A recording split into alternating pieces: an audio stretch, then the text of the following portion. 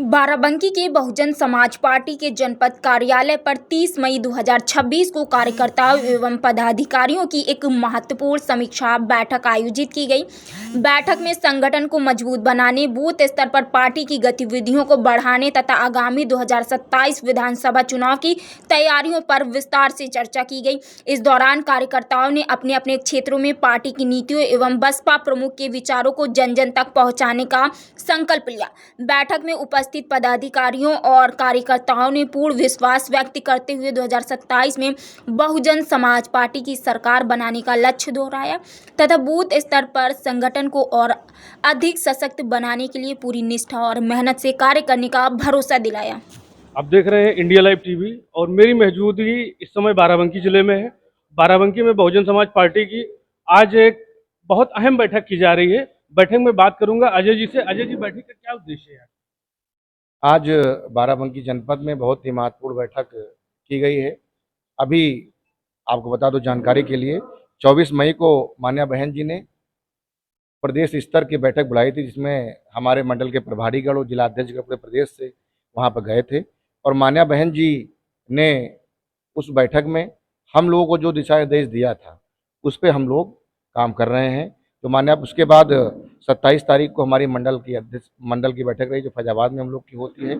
उसमें माननीय प्रदेश अध्यक्ष जी माननीय दिनेश चंद्रा जी, जो हमारे पूर्व मंत्री रहे हैं, उन्होंने मान्या बहन जी का दिशा निर्देश जो था वो बताने का काम किया। और आज उस दोनों बैठक जो हो चुकी है हमारी, आज हम लोग जिले स्तर पर बैठक बुला करके जो भी हमारे यहाँ विधानसभा स्तर के जो भी पदाधिकारीगण रहे, जिला के पदाधिकारीगण रहे, उनको बुला करके सभी लोगों को जो मान्या बहन जी ने काम हम लोगों को दिया है, कम से कम 70% काम मान्या बहन जी का जो पार्टी संगठन काम पूर्ण हो चुका है।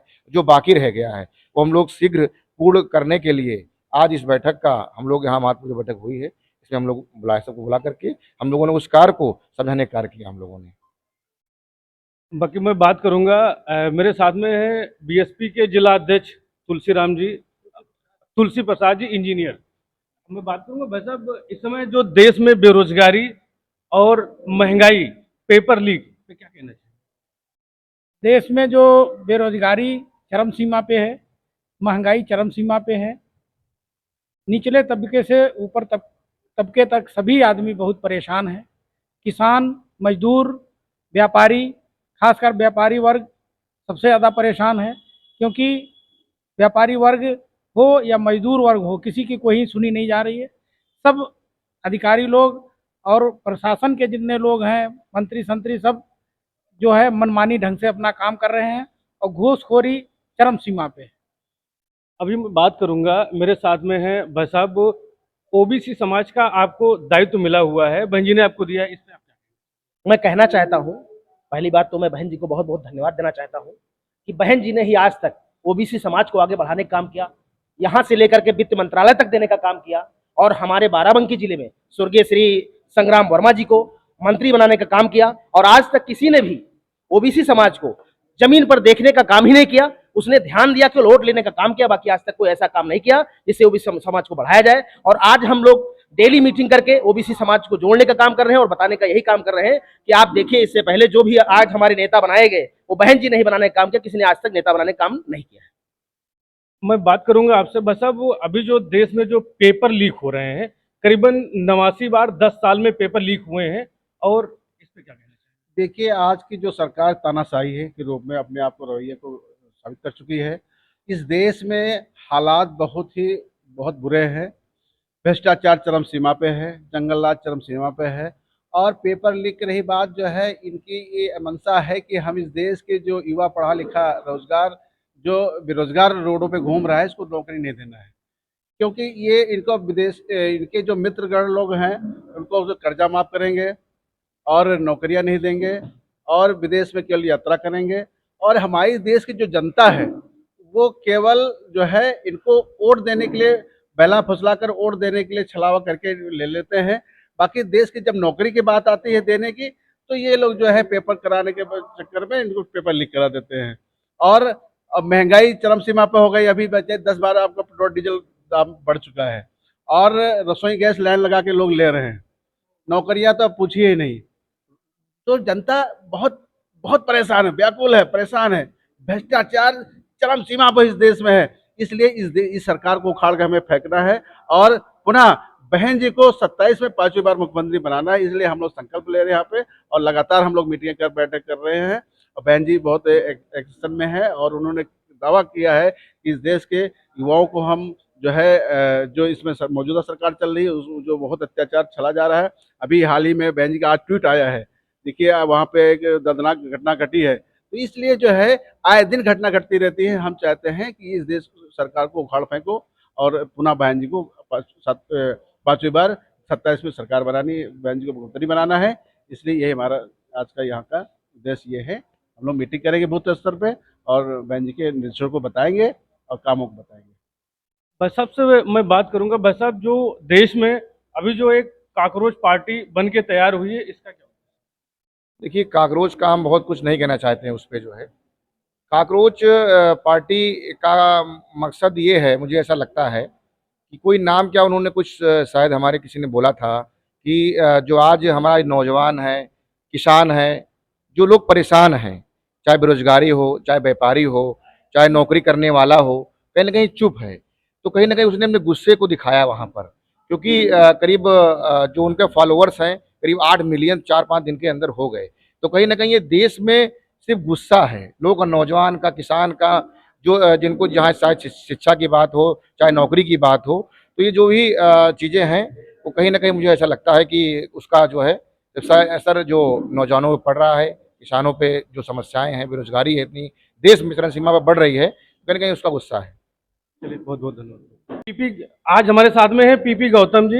मैं बात करूंगा, विधानसभा अध्यक्ष भी हैं, और मैं बात करूंगा भाई साहब, ये जो आजाद समाज पार्टी के मुखिया चंद्रशेखर जी ने एक पार्टी बनाई है, इसका क्या साइड इफेक्ट जाएगा अपनी बीएसपी पार्टी पर?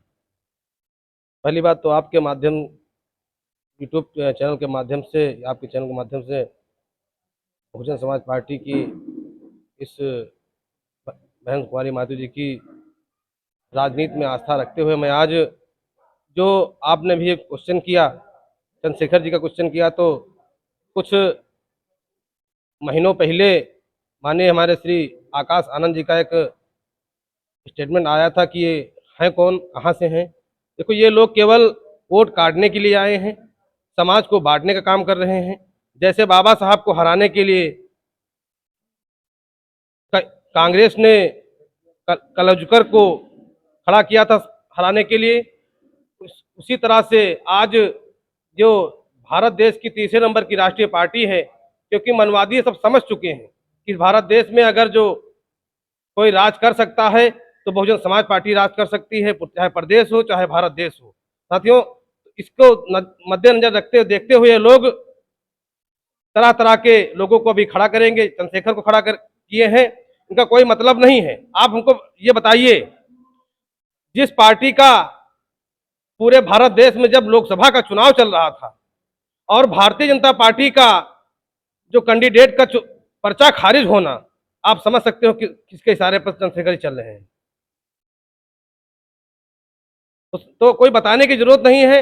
हमारे युवा साथी जो हैं, केवल अभी जब इनकी एक रैली हुई थी, उसमें मेरे जो साथी थे, कई लोग, कहीं उन्होंने कहा कि सम्मान की बात है इसलिए जाएंगे, मगर वोट देने के लिए कोई आज चंद्रशेखर जी को नहीं कह रहा है। वोट देने के लिए अगर कोई कह रहा है तो इस भारत देश की जो तीसरे नंबर की राष्ट्रीय पार्टी है, बहुजन समाज पार्टी को वोट देने के लिए कर रहे हैं। और हम लोग इस बार निश्चित ही, जिस तरह से हमारा संगठन मजबूत हो रहा है, बहन जी के नेतृत्व में, बहन जी की देखरेख में आज बूथ स्तर तक संगठन मजबूत हो रहा है।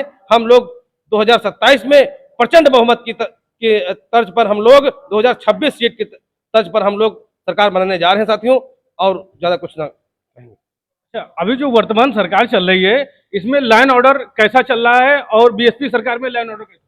ये तो आप लोग ही बता सकते हो। आज अभी लगातार आज 4-5 दिन हो गए, एक न एक घटना, युवाओं को पीट पीट कर मार डालना, युवाओं को जो है रोजगार नहीं मिलना, पूरा युवा जो साथी हमारे हैं वो सब लोग भटक रहे हैं।